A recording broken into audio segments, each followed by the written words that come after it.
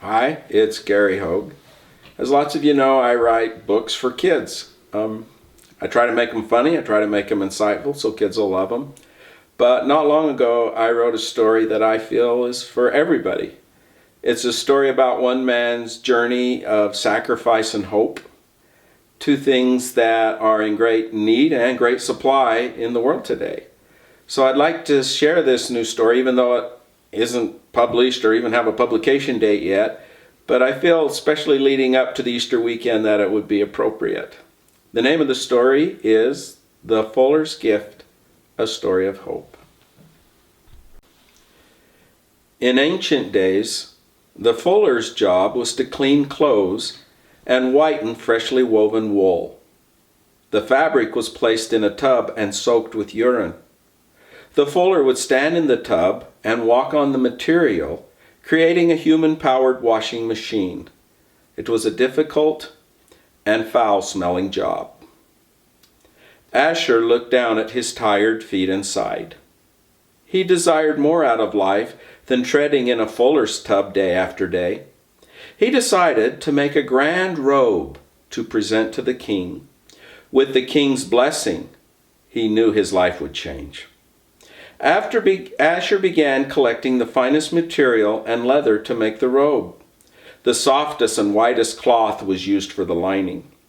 Heavy wool, dyed a deep purple, made the body of the robe, with scarlet-colored sleeves.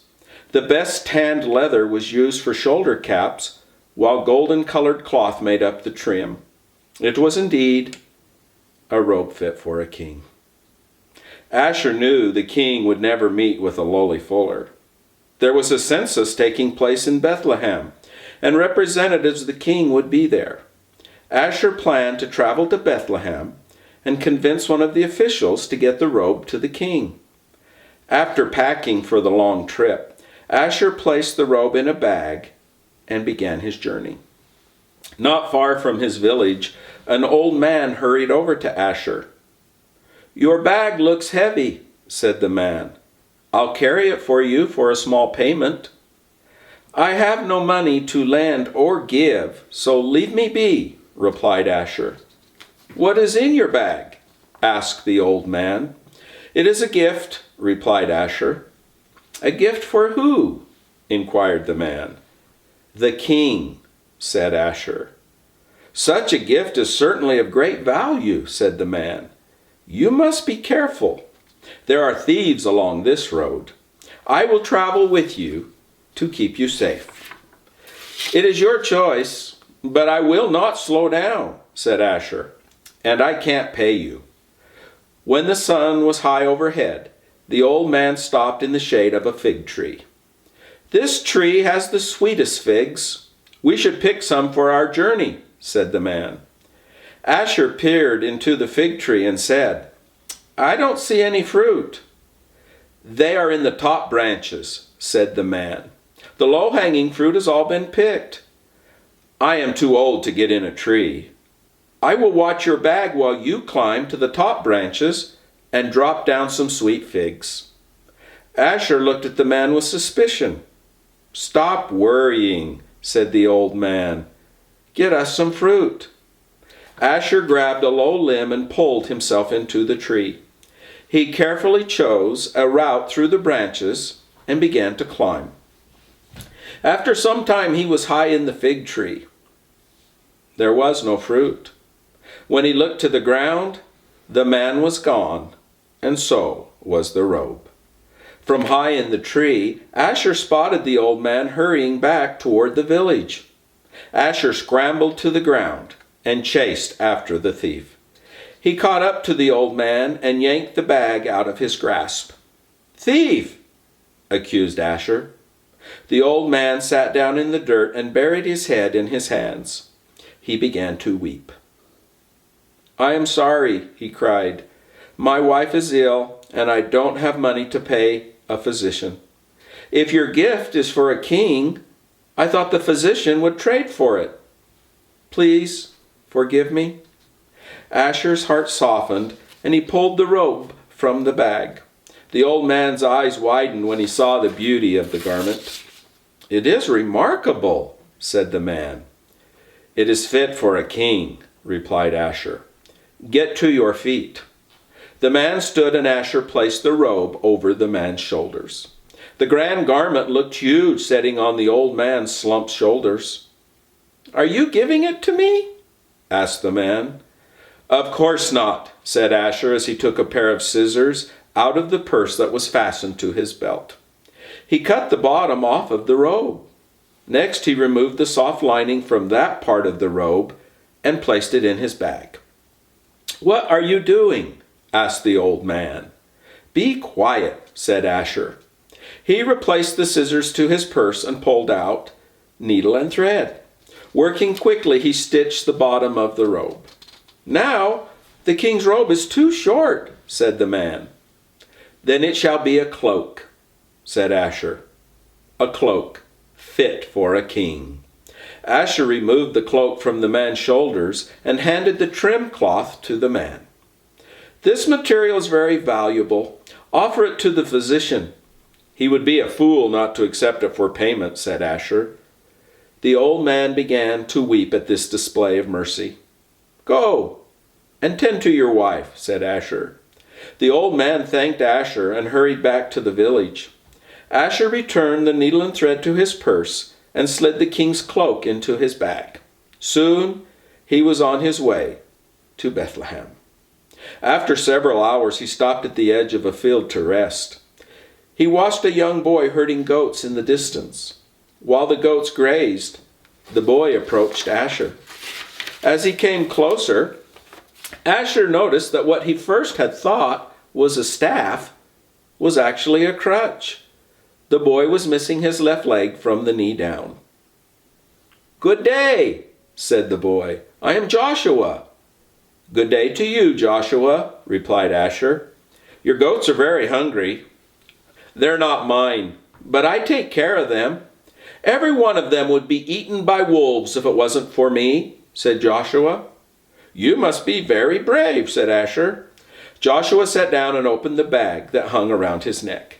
He pulled out 2 pieces of bread and handed one of them to Asher. "You are kind as well as brave," said Asher, taking the bread. Asher tasted the bread and said, "It's delicious." "I know," said the boy, smiling. "My mother made it." "Your father must be a happy man," said Asher. "It's just me and my mother," said Joshua. "I work hard so we can have a little place to live." "She's blessed she has you," said Asher. "I know," said Joshua. "If she didn't have me, the wolves would eat her." After they finished eating the bread, Asher opened his bag and pulled out the king's cloak. When he held it up, Joshua's eyes widened. "You must be rich," said the boy. "No, I am not," said Asher. "This is a cloak that I made for the king." Joshua rubbed the leather shoulder caps and stroked the rich fabric.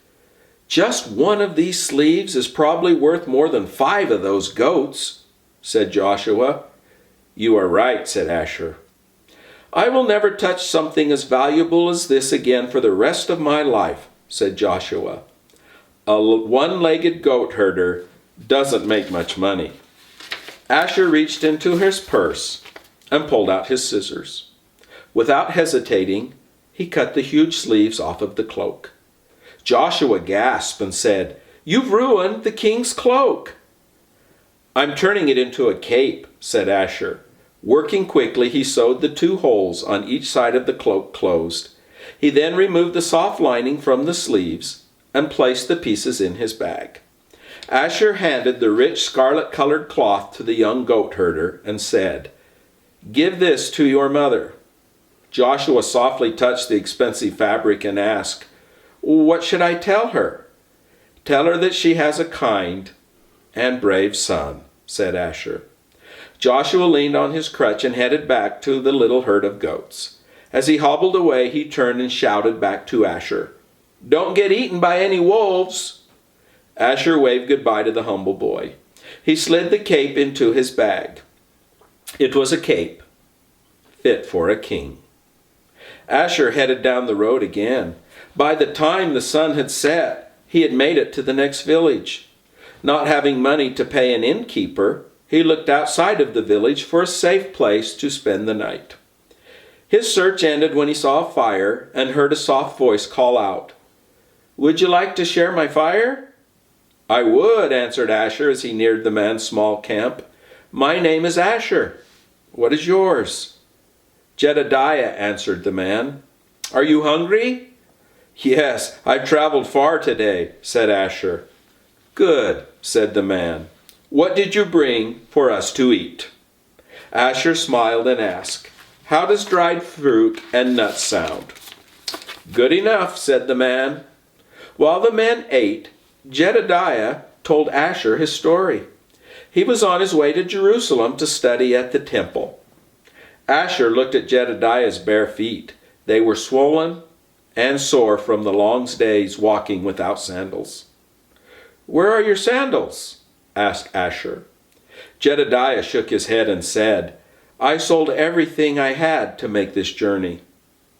"That is a lot to sacrifice just to hear some words," said Asher. "They are God's words," said Jedediah. "I will not only hear them, I will live them." "I admire your dedication," said Asher. "And I admire your generosity," said Jedediah as he stood up and limped over to an old blanket. He wrapped it around his shoulders and closed his eyes. That night, in the light of the fire, Asher took the king's cape out of his bag and removed the leather shoulder caps. He took his needle and thread and crafted the leather shoulder caps into a pair of soft, durable sandals. Without the shoulder caps, the cape was now incomplete. Asher snipped and stitched, turning the cape into a shawl. It was a shawl fit for a king. The next morning, Asher was already traveling down the road when Jedediah awoke to find the sandals laying at his feet. Asher enjoyed traveling in the bright morning sunlight. He had picked up his pace and was excited to be traveling through the next village. His joyful mood was interrupted by the sound of crying. Asher stopped and looked around for the source of the soft sobbing. In front of a tiny home, a woman was sitting on a large stone crying. Asher went to her and sat at her feet without speaking. He sat in silence for more than an hour before the woman spoke. "My husband has died," whispered the woman. "He was a good man." "I'm sorry," said Asher. "Why have you sat here for so long?" she asked. "I didn't want you to be alone," said Asher.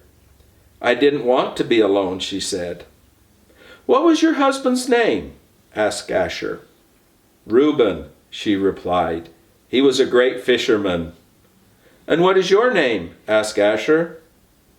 "I am Becca," said the woman. Asher pulled the shawl out of the bag. "What a beautiful shawl," said Becca. "It was made for the king," said Asher. Becca watched as Asher cut a large section off of the shawl. He removed the soft lining from the woolen fabric and placed it in his bag. Asher took his largest needle and his thickest golden-colored thread. Holding the cloth flat, he embroidered a large fish. Next to the first fish, he embroidered a smaller fish. Asher handed the picture to the sad woman. She softly ran her fingers over the two fish. Her eyes filled with tears once again. "I will always love him," said Becca. "He knows," whispered Asher. "But what about the king's shawl?" "You have ruined it," said Becca. "It wasn't meant to be a shawl," said Asher. "I'm turning it into a sash." Asher used his scissors to cut the remaining fabric into a long sash. He then hemmed the sash with golden thread. "What a beautiful sash," said Becca. "It is fit for a king," said Asher as he slid it into his bag. Becca was clutching her new treasure to her cheek as Asher walked out of the village and on to Bethlehem. The next part of the journey was long and tedious. Asher walked alone with his thoughts. He was disappointed that the king may not bless him for such a meager offering as a sash. But it was a sash fit for the king, and Asher was determined to see that the king received it. Asher was thirsty when he arrived at a crowded well. He found a place in line to wait for his turn to drink of the water. In front of him was a father and his 2 daughters. They had waited long and were about to get their turn when 2 soldiers pushed their way to the front of the line. Asher saw this as his opportunity to get the sash to the king. Surely the soldiers would know how to get it to him. He was quickly pulling the sash out of the bag when one of the soldiers pushed the man's youngest daughter out of the way. The older daughter came to her sister's defense, and the soldier shoved her backward into Asher. "Leave them alone," said the father. "And who are you?" barked the biggest soldier. "I am their father, and they are just tired and hot. They mean no harm," he said. "You haven't taught your daughters respect," said the larger of the soldiers as he grabbed the father by both arms. "I think we need to teach you respect, and then maybe you'll pass it on to your children. Or you can pay us, and we can forget about it," said the smaller soldier. "I am poor. I don't have anything to offer in payment," said the father. "Then I guess we'll have to teach you that lesson," said the larger soldier. Asher shoved the sash in the older daughter's hand and whispered, "Give them this." The girl waved the beautiful sash in the air and said, "Take this. It is very expensive." The larger soldier immediately released her father and snatched the sash from the girl. The smaller soldier grabbed the other end of the sash and pulled. "This should be mine," he exclaimed. "She gave it to me," argued the other soldier. Asher spoke up. "Surely such a large sash is big enough for 2. He took out his scissors and cut the sash in the middle. "Now you each have a belt," said Asher, "a belt that is fit for a king." The soldiers filled their water skins and left happy with their new belts. The father and his daughters were very thankful. They filled Asher's water container for him and wished him well. "I'm glad it ended peacefully," said Asher. When the man and his daughters had left, Asher sat down on a bench next to the well to drink the water.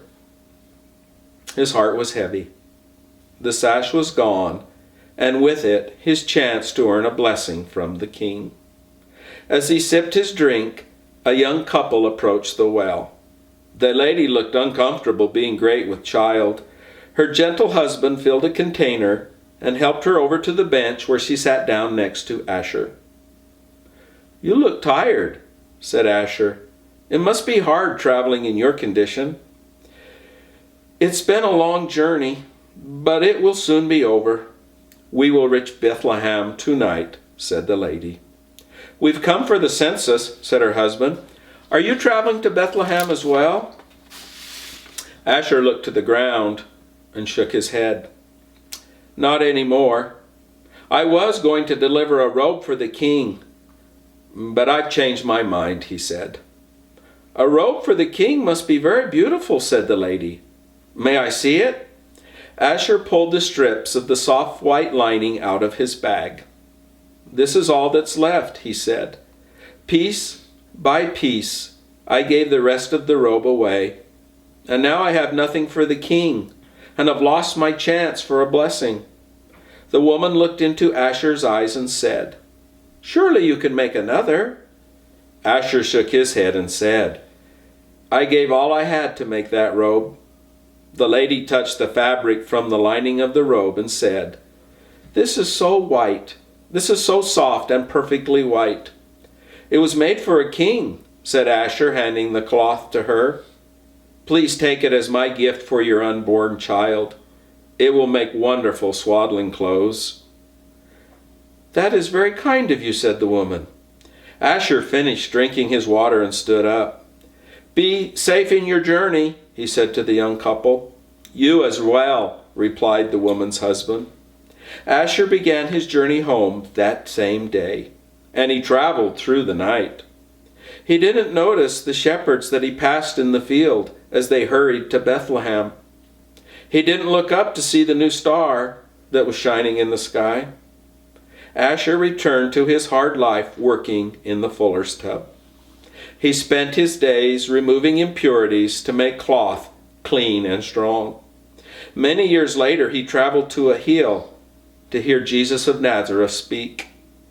As Jesus said, "Blessed are the poor in spirit, for theirs is the kingdom of heaven," Asher felt that Jesus was speaking directly to him. When he heard the words, "Blessed are they that mourn, for they shall be comforted," Asher thought of the woman Becca and the picture of the 2 fish he had made for her long ago. Upon hearing, "Blessed are the meek, for they shall inherit the earth," Asher thought of Joshua and his mother. When Jesus said, "Blessed are they which do hunger and thirst after righteousness, for they shall be filled," Asher remembered Jedediah's sacrifice to journey to the temple. As Jesus declared, "Blessed are the merciful, for they shall obtain mercy," Asher recalled the old man who was desperate to get help for his wife. The words, "Blessed are the peacemaker, for they shall be called the children of God," brought to Asher's mind the memory of a worried father and his 2 brave daughters. When Jesus taught, "Blessed are the pure in heart, for they shall see God," Asher thought of a young mother swaddling her new baby in cloth that was perfect and white. Asher looked down at his tired feet and remembered the great effort it took to create a robe that was fit for a king. His heart filled with joy as he realized what the journey to deliver that gift had done for him. Giving gifts of forgiveness, charity, sacrifice, time, peace, and love had changed his life. And Asher, the fuller, was blessed.